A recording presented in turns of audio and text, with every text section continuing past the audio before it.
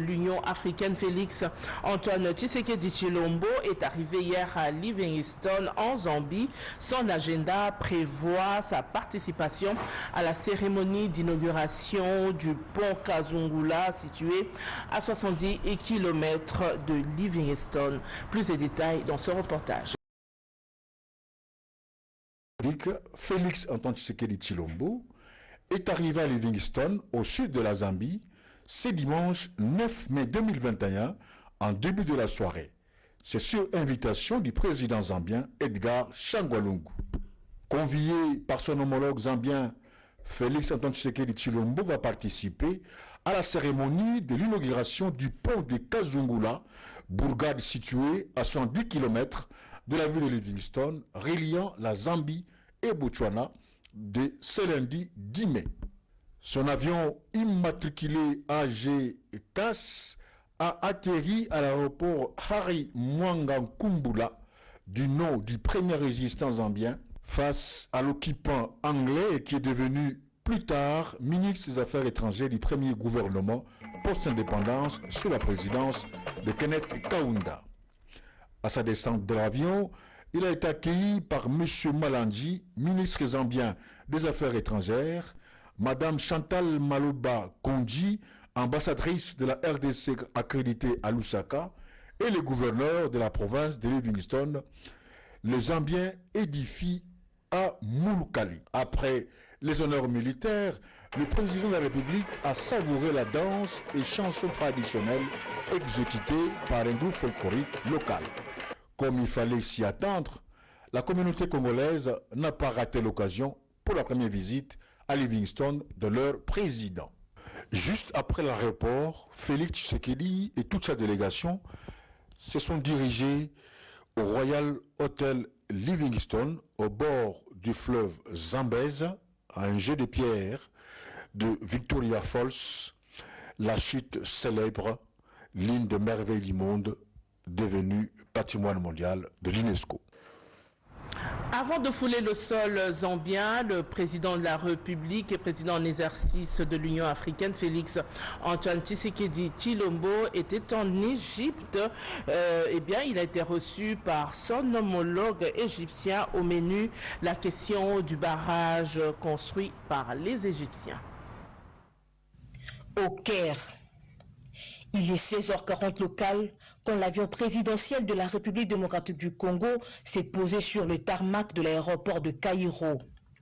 En provenance de Khartoum, le président en exercice de l'Union africaine vient poursuivre le travail de facilitation qu'il a entamé depuis Kinshasa afin de trouver un compromis sur la question du barrage de la Renaissance éthiopienne dont les travaux sont arrivés en phase finale. Contrairement à ses habitudes, le président de la République d'Égypte, Al-Sisi, a fait le déplacement de l'aéroport du Caire pour accueillir son hôte de marque et président de l'institution panafricaine. Pour marquer cet instant solennel, une aide d'honneur a été organisée au terminal présidentiel du Caire. Au salon d'honneur de Caïro, les deux personnalités se sont retirées pendant une vingtaine de minutes avant de se rendre au palais présidentiel Héliopolis, lieu prévu pour les pourparlers. Au hall du palais présidentiel, les deux personnalités ont posé pour la postérité avant d'entamer les échanges proprement dits. Devant la presse congolaise et égyptienne, le président égyptien Abdel Fattah al-Sisi n'a pas caché son admiration et respect au leadership panafricain du président Félix Antoine Tshisekedi Tshilombo, totalement impliqué dans une démarche conciliante des partis. Dans son rôle de facilitateur, le président Félix réaffirme son engagement d'aboutir à un règlement complet et définitif pouvant ouvrir une nouvelle page de coopération entre les trois pays voisins du bassin du Nil. Je confirme également que vous êtes exactement disposés trouver un accord avec les frères éthiopiens et que vous avez encouragé l'initiative de ma présidence en exercice et que vous appelez de vos voeux à ce que l'Union africaine continue ses efforts s'implique davantage pour aider à trouver une solution pacifique et un accord contraignant. Et je vous remercie également d'avoir accepté de tout cœur de vous rendre à Kinshasa pour un éventuel sommet concernant justement ce problème du barrage de la Renaissance.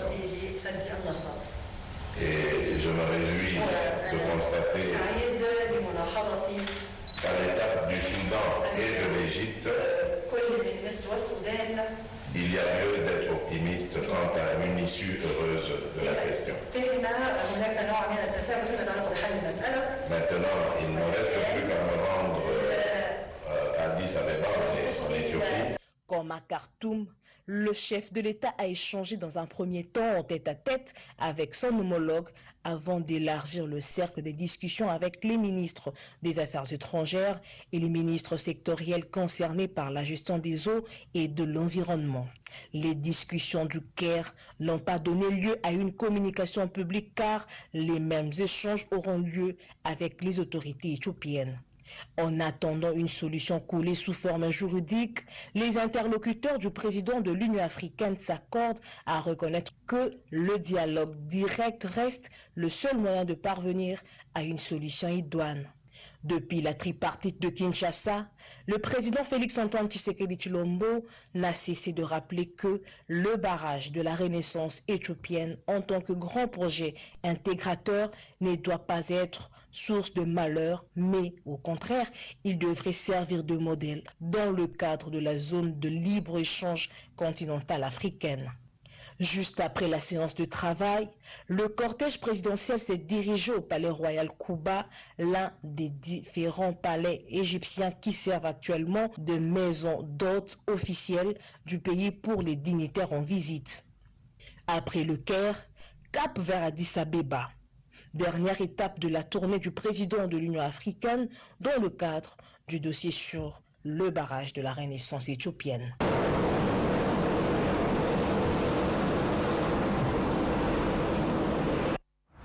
Au pays, Adel Kaïnda, ministre du portefeuille, a été reçu par les confessions religieuses le week-end dernier. C'était en présence de l'autorité morale de son parti, l'AFDC.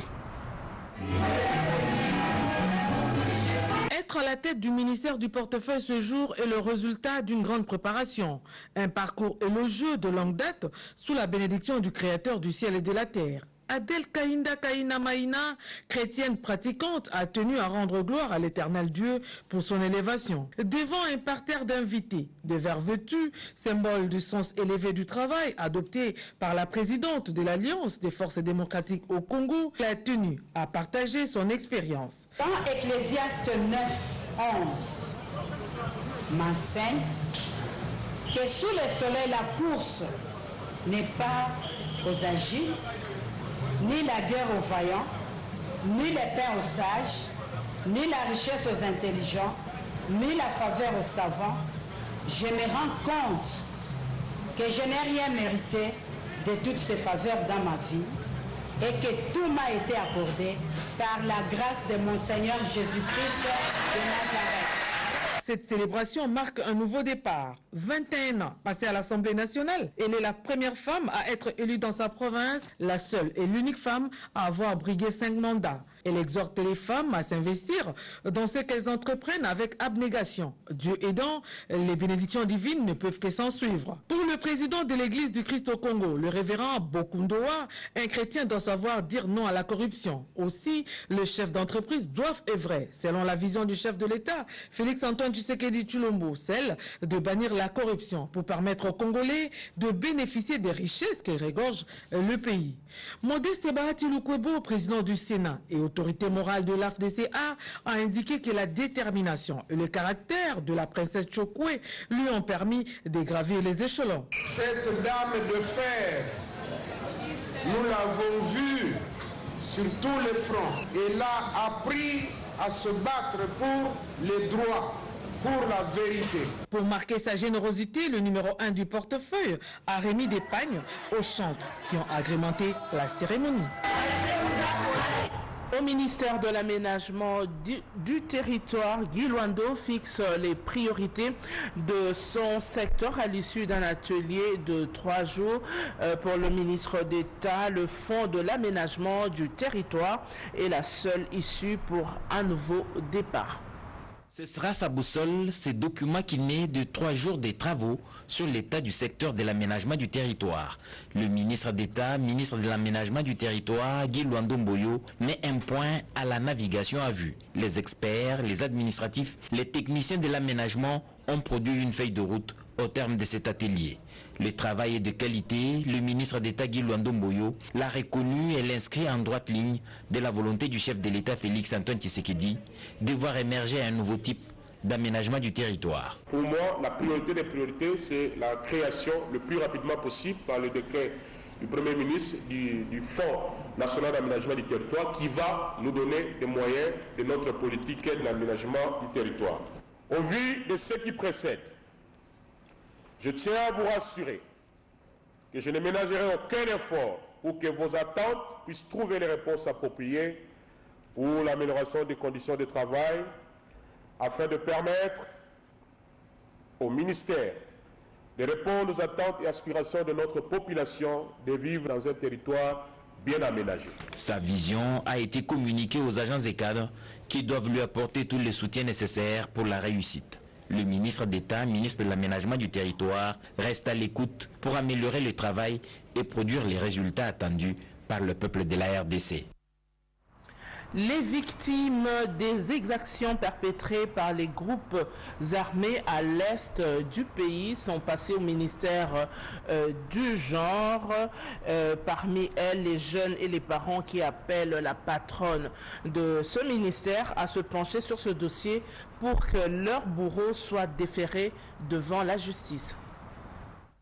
À améliorer les conditions de détention dans les prisons de la République démocratique du Congo et remédier à la pénurie alimentaire dans les centres pénitentiaires, la ministre d'État, ministre de la Justice et garde des Sceaux, Rose Mutombo Kiese, vient de prendre des mesures idoines, ce, à l'issue d'une réunion technique avec le vice-ministre de la Justice, Amato Bayubaziri, les directeurs des prisons de Makala, d'Endolo et de Luzumu, élargis aux fournisseurs de biens et services. Pratiquement, la ministre d'État de la Justice a instruit les responsables des prisons à diversifier le menu pour maintenir en bonne santé les détenus. La prison de Makala, par exemple, a toujours utilisé graines de maïs mélangées avec le haricot. Mais madame nous a demandé à ce que nous puissions améliorer, que nous puissions mettre également, à part le haricot, légumes, qu'on ajoute aussi par exemple les Thomson et pourquoi pas la viande. Au sujet du paiement des fournisseurs, Rose Mutombo Kiese les a rassurés de veiller durant son mandat à payer à temps des commandes pour éviter d'éventuelles ruptures de stock. À leur tour de respecter les clauses du contrat signé avec les gouvernements de la République. C'était une occasion pour les uns et les autres de présenter les difficultés dans la gestion des prisons sans laisser à marge l'impraticabilité des infrastructures routières qui conduisent dans les différentes prisons du pays et la surpopulation. Rose Mutombo, ministre d'État de la Justice, veut améliorer l'assiette des prisonniers du centre pénitentiaire de Makala. Vous venez de suivre là le reportage en ce qui concerne le souhait de la ministre d'État. À présent, nous pouvons nous rendre au ministère du Genre, Famille et Enfants où sont passées les victimes des exactions perpétrées par les groupes armés dans l'est du pays. Sorte d'atrocités, égorgements, viols, déplacements massifs des familles entières, des villages incendiés, des champs confisqués par les groupes armés. Cette délégation, composée de 6 organisations, dont 5 féminines et une religieuse, toutes de Beni Butembo, a rencontré ce jeudi 6 mai 2021 la ministre du Genre, Famille et Enfants. Ces organisations sont venues plaider la cause de la femme et l'enfant dans la partie est de la RDC, en proie aux groupes armés de tous bords qui continuent à s'aimer terreur et désolation allant jusqu'à violer la résolution 1325 sur la protection spéciale de la femme et l'enfant. Jérémy, enseignant de son état, a assisté impuissamment à la décapitation de sa femme et 8 autres membres de sa famille à Rwenzori, en territoire de Béni. La question de l'Est doit constituer une priorité des priorités à tous les niveaux. J'attendais de la ministre d'abord qu'elle puisse aller constater elle-même ce qui se passe sur le terrain. Toutes les familles sont devenues traumatisées et les enfants orphelins vivent des conditions difficiles, très difficiles, déplorables. Les femmes veuves ne sont pas encadrées. En tant qu'épouse, mère et surtout militante des droits de la femme, Gisèle Ndaye Luseba a pris l'engagement ferme de faire les déplacements des régions concernées au nom du gouvernement de la République pour apporter un soutien aux victimes et rescapés de cette barbarie. Au niveau de la sous-région, la ministre du Genre, Famille et Enfants a d'ores et déjà plaidé pour l'implication des différents acteurs dans le processus du retour de la paix dans la partie est de la RDC. Gisèle Ndaye l'a dit au cours de la 13e réunion du Conseil consultatif pour les femmes, la paix et la sécurité dans la région des Grands Lacs, tenue par visioconférence ce mercredi 5 mai 2021. Le travail à accomplir est immense. Cependant, Gisèle Ndaye Luseba demeure convaincue que grâce à l'effort de tous en synergie, ce fléau qui n'a que trop d'irré sera vaincu. Eh bien, la Régie des eaux dément la rumeur faisant état de la non-desserte en eau potable dans certains quartiers de la capitale à faute de produits chimiques pour la potabilisation de l'eau.